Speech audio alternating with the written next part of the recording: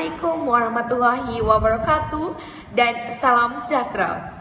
Nama diberi Nik Maira Irina binti Nik Muhammad Zairi, bersekolah di Sekolah Menengah Kebangsaan Tok Sira, Kuantan. Kod sekolah CA4079.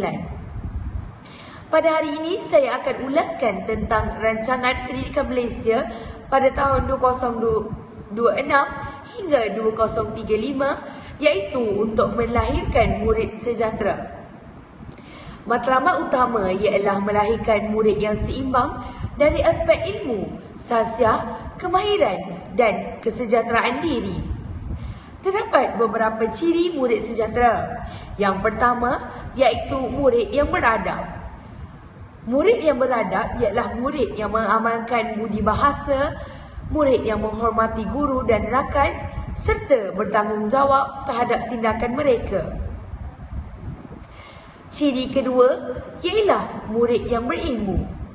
Murid mempunyai pengetahuan yang luas, berfikiran kritis dan kreatif serta mampu mengaplikasikan ilmu dalam kehidupan seharian. Yang ketiga, murid yang berkemahiran.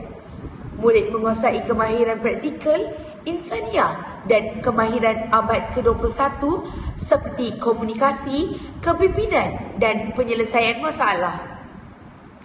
Murid juga boleh mendapatkan ciri murid sejahtera daripada segi berdaya tahan.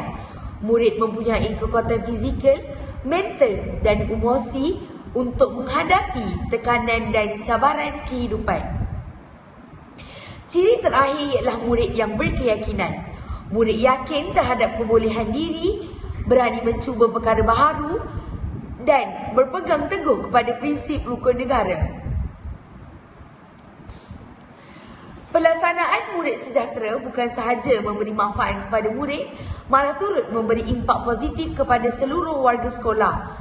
Guru dapat menjalankan pengajaran dalam suasana yang lebih kondusif, ibu bapa lebih yakin terhadap perkembangan kanak-kanak, serta pihak sekolah dapat melahirkan generasi yang lebih bagus pada masa yang akan datang.